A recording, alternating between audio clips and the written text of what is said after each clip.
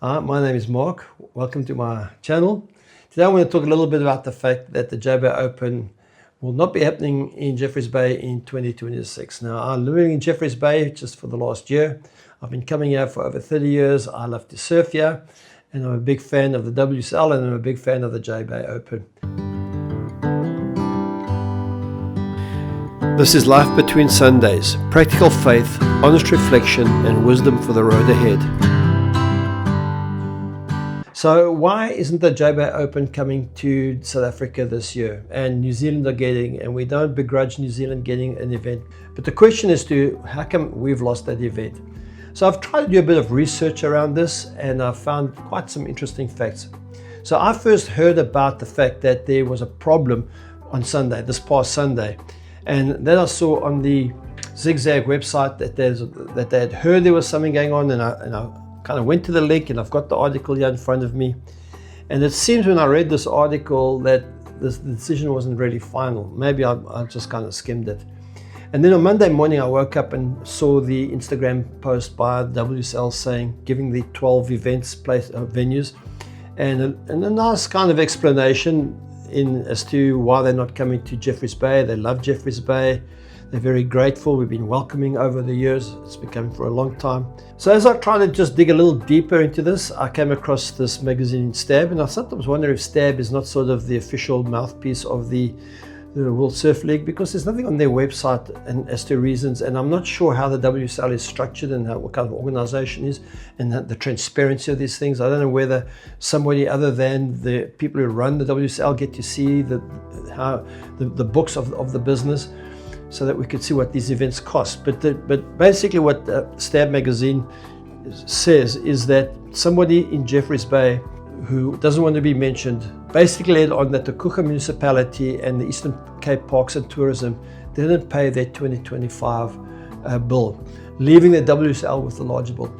And hey, let me tell you, that's not a surprise to me. And I can understand that if that is the case, why the WSL cannot come to Jeffreys Bay, because it certainly does need local authorities and local money. Now, I'll put a link below into the mayor of Kucha where he speaks about this, and he says that the town itself is spending about 2 million rand into the event when it comes. So I'm not sure that the statistic here where Stab say that it costs $4 million to come to Jeffreys Bay and only $2 to $3 million in the other venues.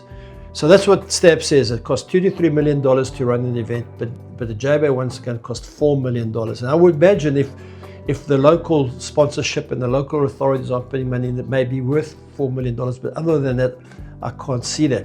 But then it goes on to say, and it says that sources that shall not be named said that there was a shortfall. It also makes the statement that Waves.It allege that a similar fiscal shortcoming contributed to the cancellation of the 2024 event, although the WCL said it was due to the clash of the Paris Olympics. So we don't know those type of things.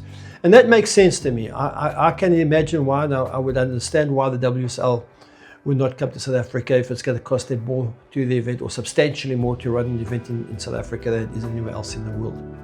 The part that really irritates me about what Stab have got to say is that they say, and I'll put a link in the article in the description below that you can read the article for yourself.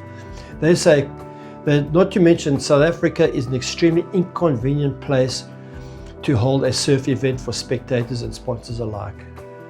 Now I mean honestly, that is just the biggest load of bull dust you could ever say, because this past year I attended the 2025 JBay Open.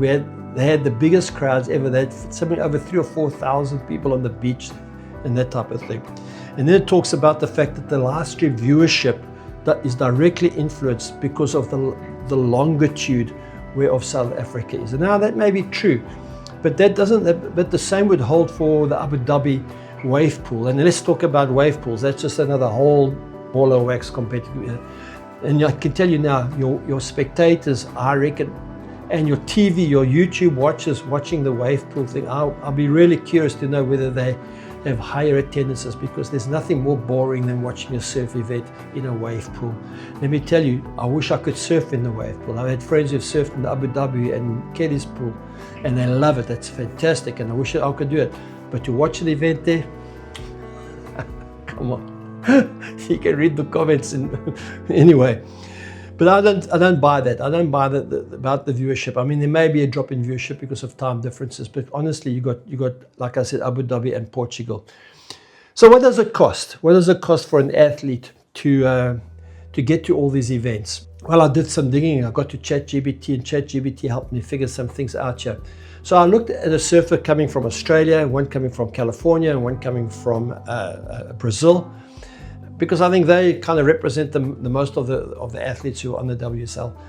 And it costs between $41,000 to $50,000 a year for an athlete to get that, according to ChatGPT, which is, I mean, it's a lot of money, and I can understand it must be very difficult for athletes to raise the sponsorship to get these events, and it really is expensive. And I asked ChatGPT, will it be cheaper to run an event in New Zealand or in South Africa for the athlete, not for the WSL? I mean, I can understand all those those complexities.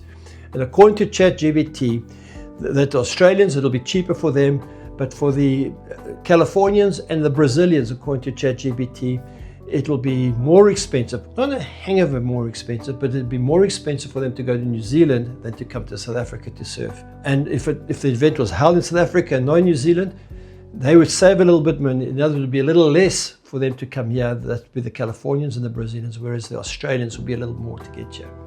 So those are some of the things and the thoughts around what's going on with the JBay Open. I hope that our politicians can get together, they act together, and that we can get to watch the best surfers in the world surfing one of the best right-hand point breaks in the world. I love the way that Zigzag opened their article. They say this: there are surf events you win for points, and there are surf events that you win for history. And I think that's to be true. I think every surfer who wins a world title would love to say, I surfed JBay as part of that, and I won in Jeffreys Bay. That'll be one of the greatest attributes. And people, I mean, I listen to the interviews with the surfers, and they love coming to Jeffreys Bay. I mean, they say they love going to every break that they go to, and they should, because they're extremely privileged to do what they do and talented. Anyway, that's my bit to that. So thanks for watching. If you want to leave a comment, leave a nice comment. I'm not fighting with anybody, I'm just stating some facts. Well, I think of facts anyway. God bless you. Like this video, share it, and subscribe to my channel. Cheers.